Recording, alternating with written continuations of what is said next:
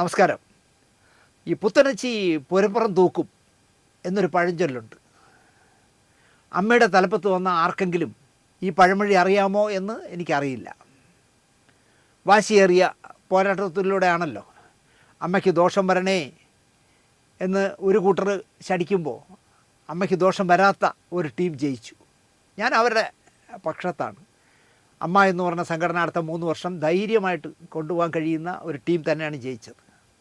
അതിൽ 1-2 spy work ചെയ്യുന്നവരുണ്ടെങ്കിലും ഇവരെ കൂടെ കൂടാൻ പറ്റാത്തവർ രണ്ടുപേരെങ്കിലും ജയിച്ചിട്ടുണ്ട് ചുരുങ്ങിയത്.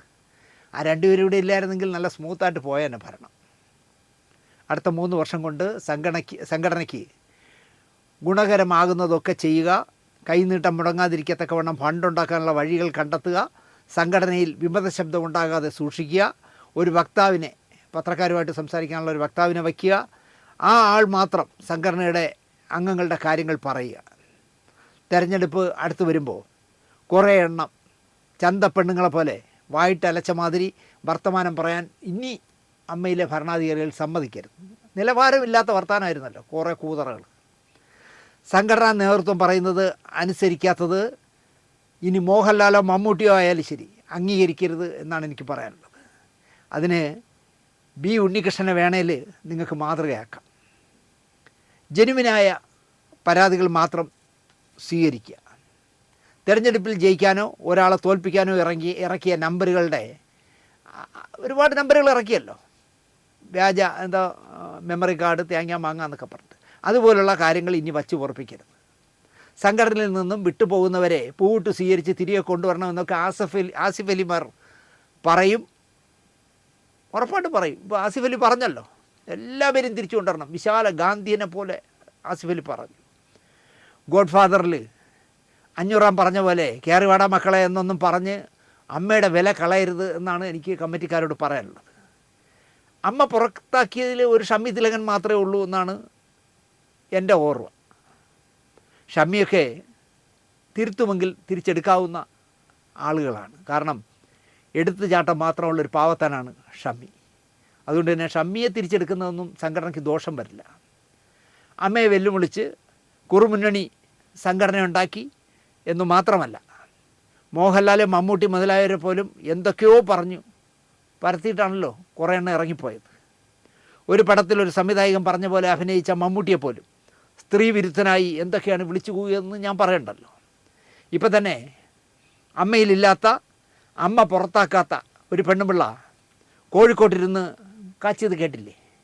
അമ്മക്കാർ വന്ന് മാപ്പിരക്കണം, അതിജീവിതയോടും മാപ്പിരക്കണം. എന്നിട്ട് അമ്മയെ തെറിവിളിച്ച് ചാടിപ്പോയവരെയൊക്കെ തിരിച്ചു കൊണ്ടുവരണം എന്നാണ് പറഞ്ഞത്. നിങ്ങൾ ചെയ്യുമോ? ശ്വേതാമേനോനും കുക്കും കൂടെ പോയി മാപ്പിരക്കോ? അയ്യോ ഞങ്ങൾക്കൊരബദ്ധം പറ്റിയതാണേ, ഞങ്ങളുടെ ചിലവെടുത്ത് കളയരുതേ, തിരിച്ച് സംഘടനയിലേക്ക് വരണേ എന്ന് മാപ്പിരക്കോ? മാപ്പിരക്കണമെന്നാണ് കോഴിക്കോട്ട് നിന്ന് അവർ പറയുന്നത്. പിന്നെ വേറൊരു കാരണം അവർ പറഞ്ഞത്, മോഹൻലാൽ അടക്കം രാജിവെച്ച് പോയവരുടെ അനുഗ്രഹ ആശസ്സുകളോടെ വന്നവരാണ് ശ്വേതയും കുക്കുവും അൻസുബയും ലക്ഷ്മിപ്രിയയും ഒക്കെ എന്നാണ്. സ്വാഭിമാനത്തിൻ്റെ പേരിൽ സംഘടന വിട്ടുപോയ നടിമാരെ പുഷ്പവൃഷ്ടിയോടെ തിരികെ കൊണ്ടുവരികയും അവർ ഉയർത്തിയ ചോദ്യങ്ങൾക്ക് ഉത്തരം കണ്ടെത്തുകയും വേണമെന്നാണ് അദ്ദേഹം പറയുന്നത്. രാജിവെച്ച് പോകാത്ത രേവതിയെ വരെ തിരികെ കൊണ്ടുവരണമത്രേ എന്നാണ് അദ്ദേഹം പറഞ്ഞിരിക്കുന്ന ആ ലിസ്റ്റിലുള്ള പേരുകൾ. രേവതി രാജിവെച്ച് പോയിട്ടില്ലല്ലോ, അമ്മയിലുണ്ടെന്ന് ഇപ്പോൾ കോൺക്ലേവിനും പറഞ്ഞല്ലോ. ഞാൻ അമ്മക്കാരിയാണെന്ന് രേവതി പറയുന്നുണ്ട്. പത്മപ്രിയ മിണ്ടിയില്ല. മലയാളി ബഹുമാനിക്കുന്ന സ്നേഹിക്കുന്നവരെ ഊളെ എന്നുവരെ വിളിച്ച് ആക്ഷേപിച്ചവരെ നല്ല ചുവന്ന പരവതാനി വിരിച്ച് കൊണ്ടുവരണമെന്നൊക്കെ പറയും പലരും. അമ്മയെ കുഴി തോണ്ടിയവരെ കണക്കാക്കാതിരുന്നാൽ നല്ലത് എന്ന് ഞാൻ പറയും. തൂറാനും പോണ്ട, കുഴിച്ചു മൂടാനും പോണ്ട എന്നുള്ള നിലപാടായിരിക്കും നിങ്ങൾക്ക് നല്ലത്. അമ്മയെന്ന് പുറത്തു പോയാൽ ഞങ്ങൾ തിരിച്ചെടുക്കുമെന്നും പറയണ്ട, തിരിച്ചെടുക്കുകയും വേണ്ട എന്നാണ് ഞാൻ പറയുന്നത്. കാരണം എല്ലാവരും സ്വയം രാജിവെച്ച് പോയവരാണ്. ഇപ്പോൾ ഇന്നലെ എക്സിക്യൂട്ടീവ് ആയിരുന്നു, അമ്മയുടെ ആദ്യത്തെ എക്സിക്യൂട്ടീവ്.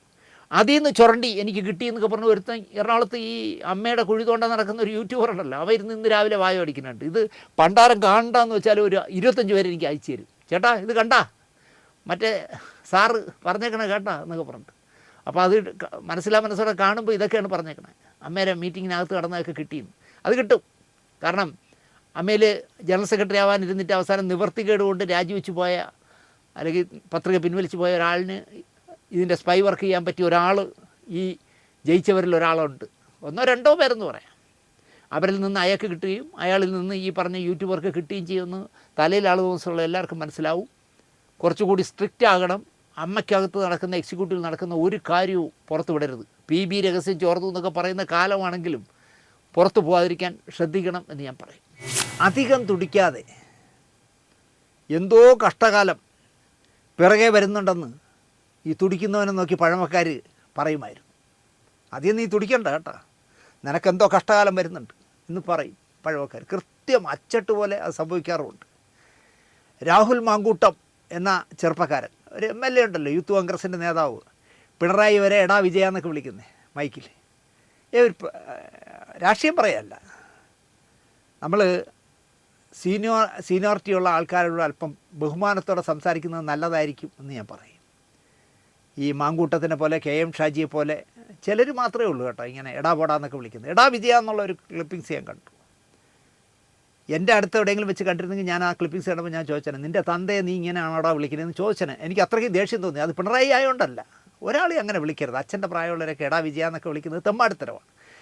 ഇവൻ അധികം തുടിച്ചതിൻ്റെ ഫലമാണ് ഇപ്പോൾ അനുഭവിച്ചുകൊണ്ടിരിക്കുന്നത്. കുറച്ച് കാലമായി തുടിച്ച് നടക്കുകയായിരുന്നല്ലോ, എന്തൊക്കെ പുലിവാലികളിൽ വീണു, എന്നിട്ടും രക്ഷപ്പെട്ടു. പാലക്കാട്ട് ഇലക്ഷനിലെ പെട്ടിയടക്കം ഒരുപാട് കെണിയിൽ വീണു, പക്ഷേ എങ്ങനെ ഭാഗ്യം കൊണ്ട് രക്ഷപ്പെട്ടു.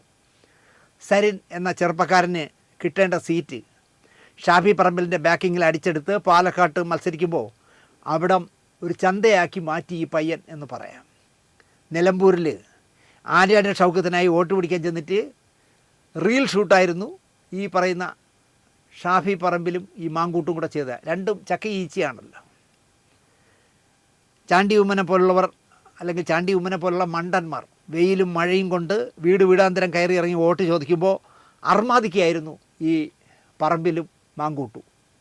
കാറിൽ വരുന്ന റീലെടുക്കുക, പോസ്റ്റ് ചെയ്യുക, ബൈക്കിൽ വരുന്ന റീലെടുക്കുക, പോസ്റ്റ് ചെയ്യുക, നടന്നു വരുന്ന എടുക്കുക, ഇങ്ങനെ റീലെടുക്കൽ മാത്രമായിരുന്നു, വോട്ട് ചോദിക്കലില്ലായിരുന്നു. കരുണാകരൻ്റെ മകൾ പത്മജയ്ക്ക് എത്ര തന്തയുണ്ടെന്നുള്ള പ്രയോഗം നടത്തിയ ആളാണ് ഈ പയ്യൻ.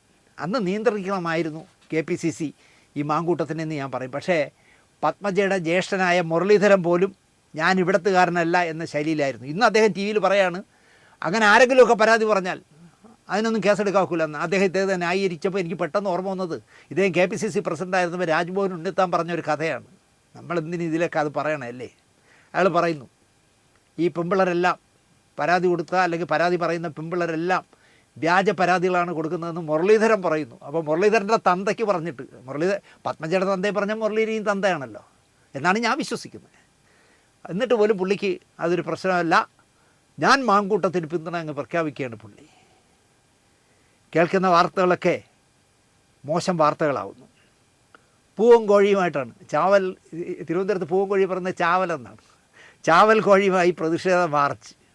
ഒരു രാഷ്ട്രീയ നേതാവ് അശ്ലീല സന്ദേശമൊക്കെ ഇന്നത്തെ കാലത്ത് കാച്ചുന്നത് പക്വതയില്ലാഞ്ഞിട്ടാണെന്ന് ഞാൻ പറയും. കാരണം ഈ ഫേസ്ബുക്കിലും വാട്സാപ്പിലും അല്ലെങ്കിൽ ടെലഗ്രാമിലും ഒക്കെ അശ്ലീല പോസ്റ്ററുകൾ ഇടുന്നത് ബുദ്ധിയില്ലാത്തതുകൊണ്ടാണെന്ന് ഞാൻ പറയും. കൊണ്ടു നടന്നത് നീയേ ഷാഫി, കൊണ്ടുപോയി കൊല്ലിച്ചത് നീയേ സതീശ എന്നൊക്കെ വരുന്നു ഈ വിഷയത്തിൽ.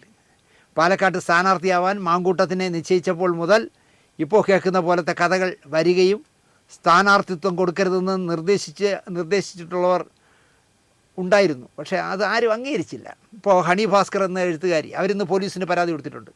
സൈബർ അടുത്ത് നിന്ന് അവർ ദുബായിലോ എവിടെയാണ്, അവരെ വളരെ പഞ്ചപുച്ഛമടക്കി തെറികൾ, ഈ ഗാന്ധിയന്മാരിടുന്ന തെറികൾ വരുന്നു മാങ്കൂട്ടത്തിനെ പിന്തുണയ്ക്കുന്നവരുടെ. അങ്ങനെ അവർ DGPക്കും മുഖ്യമന്ത്രിക്കും പരാതി കൊടുത്തു.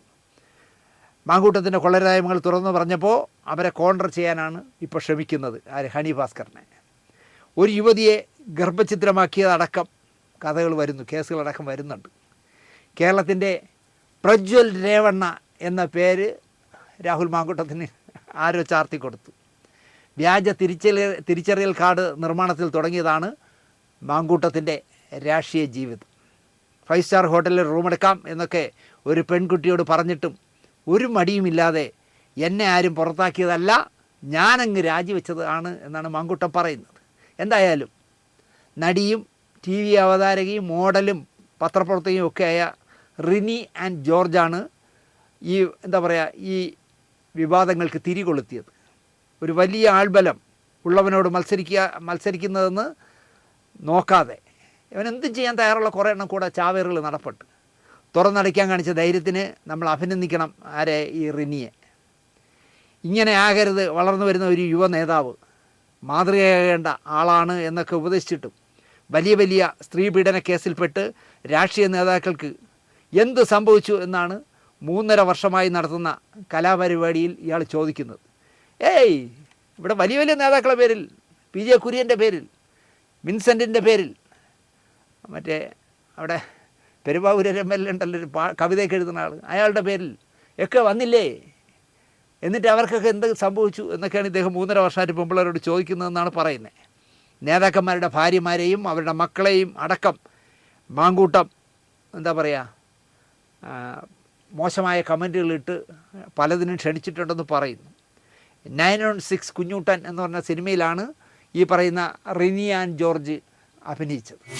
അടുത്ത കഥ ഞാൻ അഭിമാനത്തോടെ പറയും.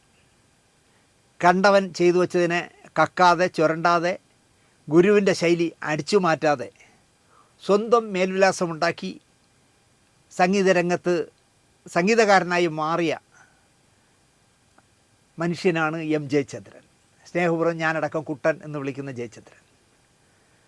ജയചന്ദ്രനും ശരത്തും മാത്രമാണ് ഇനി സംഗീത സംവിധാന രംഗത്തെ ക്ലാസിക് ശൈലിയുടെ അവസാന വാക്കുകൾ. സ്വാതി തിരുനാളോ ഭാരതമോ ഒക്കെ ഇനി എടുത്താൽ ഇവരേ ഉള്ളൂ ധൈര്യമായി കൊടുക്കാം. ബാക്കിയെല്ലാം ചുരണ്ടണ വീരന്മാരാണല്ലോ. കണ്ടവൻ ചെയ്തു വെച്ചിരിക്കുന്നതിനെ ചുരണ്ടുക എന്നുള്ളതാണല്ലോ സംഗീതത്തിൻ്റെ ABCD അറിഞ്ഞുകൂടാതിരിക്കുക, എന്നിട്ട് ലക്ഷങ്ങളും കോടികളും വാങ്ങിക്കുക. ഒരു വിവാദത്തിനും തലവെച്ച് കൊടുക്കാതെ മാന്യമായി ജീവിക്കുന്ന ആളാണ് കുട്ടൻ എന്ന ജയചന്ദ്രൻ. അയാളുടെ പേരിൽ ഒരാൾ നട്ടാൽ കുരുക്കാത്ത നുണകൾ അടിച്ചു വിടുന്നത് എന്തിനാകും എന്നാണ് ഞാൻ ആലോചിച്ചത്. ഏത് കൊലകമ്പൻ ഹാർമോണിയവും വച്ചിരുന്നാലും എൻ്റെ സിനിമയിൽ എത്ര പാട്ട് വേണം, അതാര് എഴുതണം, ആര് സംഗീതം നൽകണം, ആരെക്കൊണ്ട് പാടിക്കണം എന്നൊക്കെ ആ ചിത്രത്തിൻ്റെ സംവിധായകൻ ഒരു പരിധിവരെ നിർമ്മാതാവുമായിരിക്കും, അല്ലെങ്കിൽ തിരക്കഥാകൃത്തും കൂടി ചേർന്നായിരിക്കും തീരുമാനിക്കുന്നത്. എൻ്റെ പടത്തിൽ ആര് പാടണം, എൻ്റെ കഥാപാത്രം ആര് പാടണം, ആരുടെ ശബ്ദത്തിൽ കേൾക്കണമെന്ന് സംവിധായകനാണ് തീരുമാനിക്കുന്നത്. ചിലപ്പോൾ അത് നിർമ്മാതാവിനോടും തിരക്കഥാകാരനോടും ചർച്ച ചെയ്തിരിക്കാം. അങ്ങനെ അവർ 3 പേരും കൂടെ ആലോചിച്ച് ഉറപ്പിച്ചിട്ടായിരിക്കും ഒരു പടത്തിലെ കാര്യങ്ങൾ നിശ്ചയിക്കുന്നത്. സാക്ഷാൽ ദേവരാജ മാഷ് പോലും ഭാസ്കരൻ വേണ്ട, വയലാർ മതിയെന്ന് പറഞ്ഞിട്ടില്ല. അദ്ദേഹം പറഞ്ഞിട്ടില്ല.